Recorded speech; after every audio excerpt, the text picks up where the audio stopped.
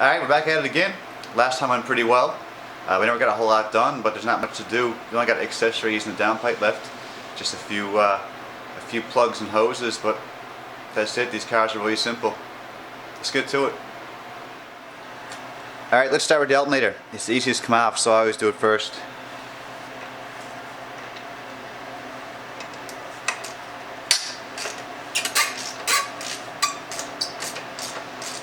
I guess I should mention, I actually don't have a tensioner on this alternator, as you can see.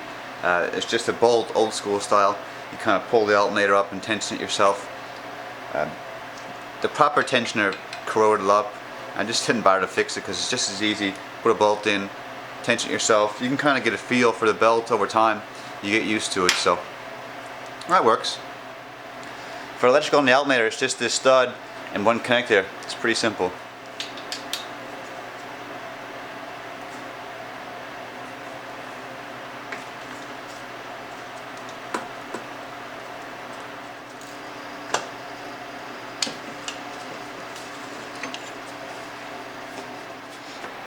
Alright, so AC is a little more of a nuisance. There's two 14 bolts on top, but there's two down here. It's pretty deep in. It helps to get a long wobble extension. That's what I find to be the best. You can also pull this electrical out of the way once the alternator is out. Just a couple of clips.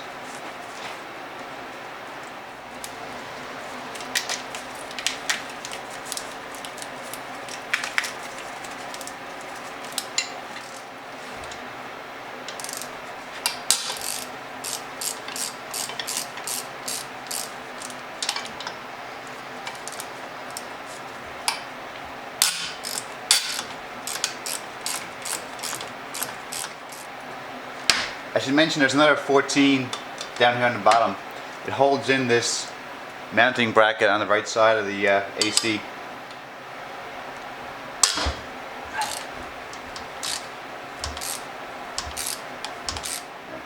So for this front one here, like I said, you can just get a 14 ring wrench on it. With the radiator out, there's lots of room. So.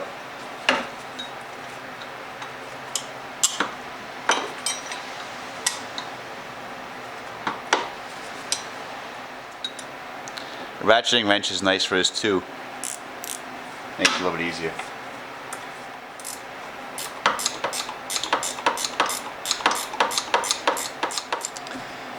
And for this last bolt, I usually get a really long wobble extension.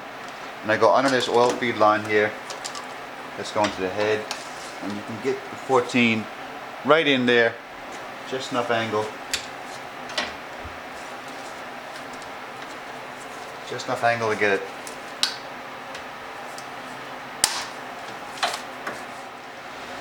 Alright, and the AC's out. You can get a little bit better look here at these bolts. There's two on top like we did. Let's see if I can show it to you. Yeah, you can see it there. Two on bottom right here. The AC got its own mount actually. And this mount can come off the engine block. But I keep it on because right here you can see there's a lift point, and that's actually where I lift the engine from. It's a really solid piece. It's a whole chunk of aluminum, so yeah, on the next one. Power steering pump has hard lines, and they run underneath this coolant reservoir. It's all got to come off because we got to be able to swing the pump over to remove the engine. This coolant reservoir just has two bolts on top. It's got a nut right here on a stud. It's got a hose on top and a hose underneath here on bottom.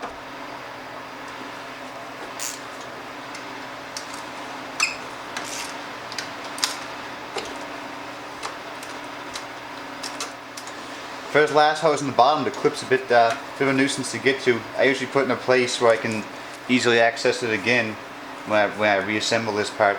So it's not too bad now, but sometimes it spins around to the bottom, and that can be a real nuisance. And it kind of leaks coolant everywhere, so you gotta have a rag on hand.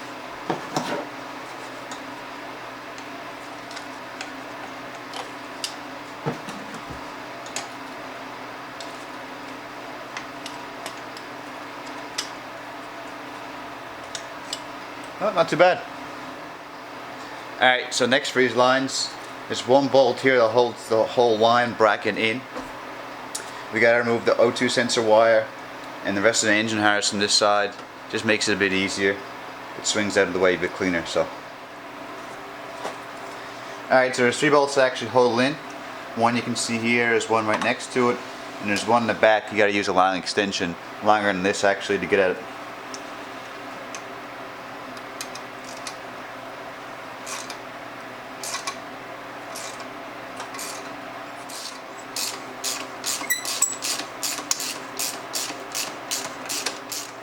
And don't forget, you get an electrical connector on the top.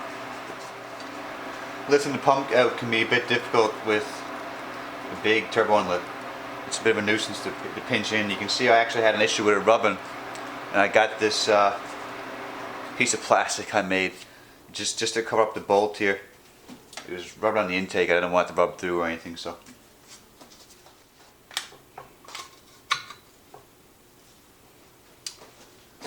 There you go. Alright, so I switched to GoPro, so hopefully you can see this better. Next is the downpipe. I've already loosened up the O2 sensor. The sensor is just for my gauge, it's not actually for the car. I already got 2 of the most difficult bolts out. There's 5 14mm bolts. Some of them are bolts and nuts, some of them are studs and nuts. Yeah, let's get started.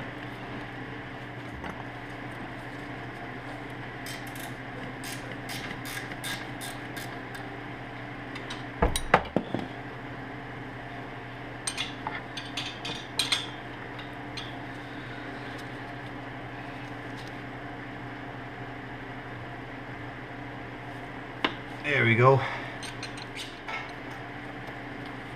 Alright. We're loose up here. Need my gasket dropped down. Here it is.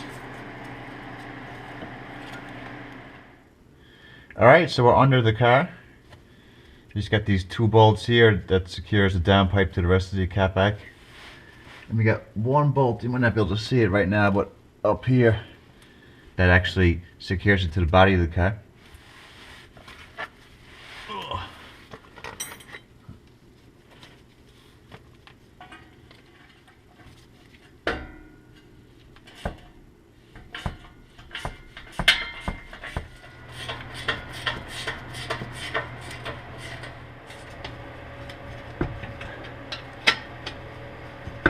There we go. Alright, so I forgot something I did last season. I was having an issue with my O2 sensor in my headers popping out. Twice in a row it came out, and I had to drive home, put it back in. And I wasn't really sure what to do with it because the threads look fine on both the sensor and the headers. So I did something a bit foolish. I welded the sensor to the headers. I'll show you in a second. Just a little tack weld on the side. I was a bit skeptical about it because it's a delicate sensor. It's an important sensor. I didn't want to damage it, so I went ahead, and you can see up there maybe I ordered another one. I got it installed in the box, but this one actually seems to be working fine, and so I just left it in. But now I just realized I gotta take it out. I gotta grind the weld off. It's only a little spot weld. I'll show you here. You can see there on the left side, it's actually gone rusty now because it's been in there for a little while.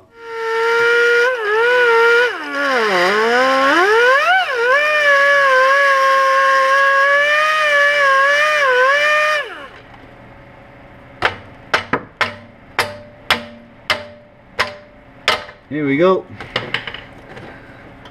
Looks like that was enough. Alright, so the sensor's out. It was only just a small tack weld, so the sensor came out easy. The threads are damaged on it though. I'll see if I can show you here in the light. Hope you can see it. I'm not sure how well the GoPro picks this stuff up, but yeah, the threads are obviously trash there. The threads in the header look awesome. So I guess I'll just put in my new O2 sensor that I said I had a minute ago, and it should be good. Alright, so I didn't film the last 2 things I did. There's just some odds and ends, just some hoses and stuff, but I figured I'd pull the camera off the tripod just so I can show you quickly. Alright, so you can see my wastegate there. I took off the exhaust pipe because it comes really close to the transmission around this area here, and I figured with sliding the engine forward it might catch on the transmission. On this side, I did fuel lines, did vacuum for the brakes, had to do heater core, I had to take off all the wiring for the starter. Other than that, there wasn't a whole lot else. All it's left is 2 engine mount nuts and some bell housing bolts. Engine's ready to pull tomorrow. I'm really excited. I can't wait to see what actually happened. I still don't have a clue why the rod bearing spun, but I guess we'll see. I'm gonna call it for tonight though.